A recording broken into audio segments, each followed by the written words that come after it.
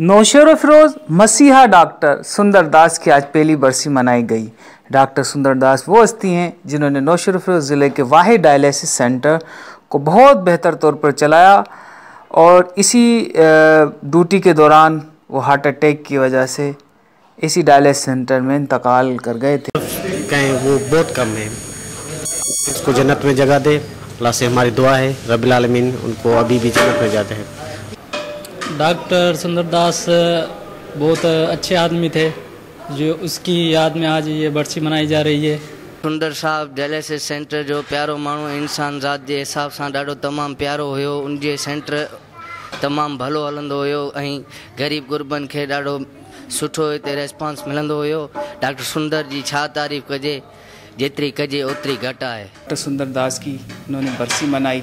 Doctor सुंदर दास ऐसे इंसान थे जिनका नाम अभी तक ज़िंदा है। उन्होंने यहाँ की आवाम के लिए बहुत अच्छी सहूलियात दी, डायलिसिस सेंटर को टाइम दिया। आज उनकी बरसी थी, उनकी पूरी टीम यहाँ आई, कैमरा टीम के साथ। Shahid Ahmed Khanzada, DG news, Nausher Firoz.